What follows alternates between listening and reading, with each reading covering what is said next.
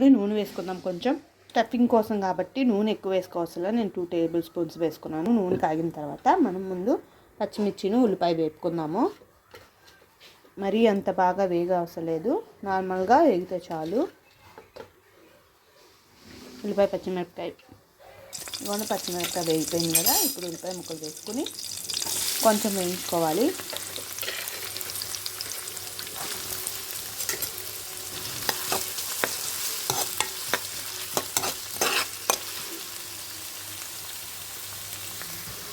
వేగిపోయినాయి ఫ్రెండ్స్. వీటిలో ఇప్పుడు టమాటా ముక్కలు వేసేసుకుందాం.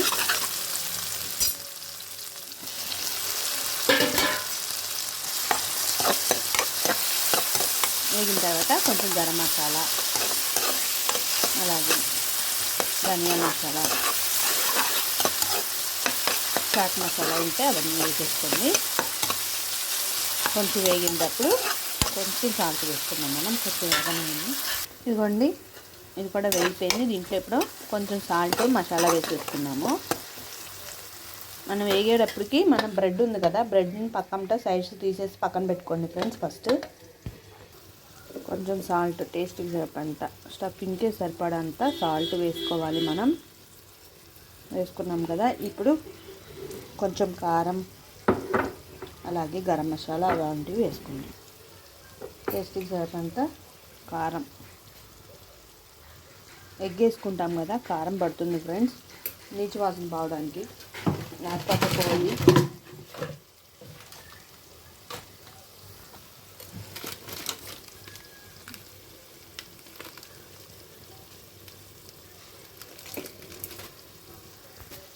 మొత్తం కలుపుకొని ఒక 2 నిమిషాలు వేగించిన తర్వాత ఎగ్ కొట్టుకోవాలి మనం దీంట్లోకి.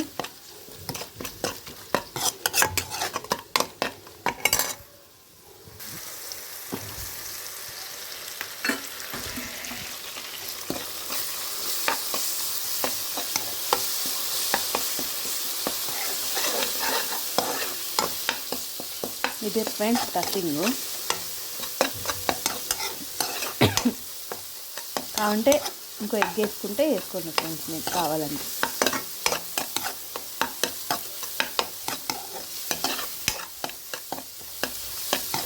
అయిపోయింది, తీసేసి పక్కన పెట్టేసుకున్నాం మనం. ఈ బాండీని పక్కన పెట్టేసుకొని ఇంకో బాండీ, చిన్న బాండీ పెట్టుకోండి. నూనె వేసుకుని నూనె మరిగించుకొని అంతలో స్లో మీడియంలో పెట్టుకుని వేయించుకోవాలి.